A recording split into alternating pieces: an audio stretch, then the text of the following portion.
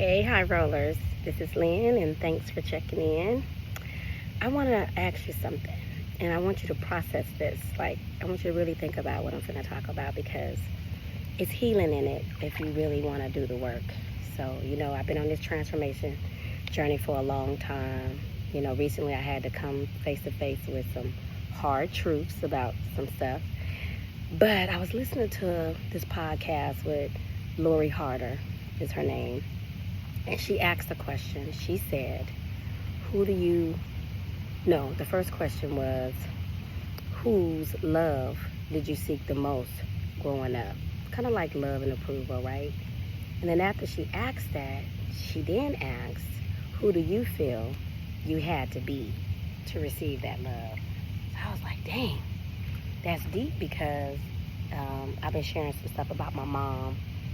And, growing up with my mom was on drugs, went through foster care, just a lot, teen mom stuff. So I'm listening to her and I'm thinking it was my mom's love and approval I was seeking as I was growing up.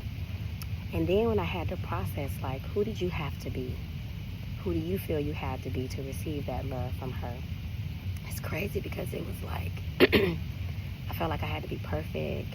I felt like I had to do everything for her. I felt like I had to look out for my little sister. But also I felt like I had to be out the way. When you growing up being told, sit your ass down because you're trying to get some attention. But all I did was ask for some water or what we was going to eat for dinner, right?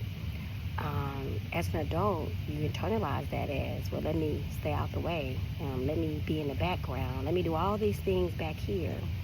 Because I don't want anybody to think I'm trying to get no attention if I do it up there, right? So that was a revelation for me. The fact that I realized I had forgiven my mom was huge because I was struggling with just because you buying a person something, paying their bills, running to their rescue, showing up for them. I had to realize it didn't mean that I had forgiven her. I think the last time I took her groceries, I was like, this lady, and I took them on my own. She didn't ask me to. She didn't call me and say she needed anything. And I say all those things to say for you to think about whose love were you seeking when you grew up?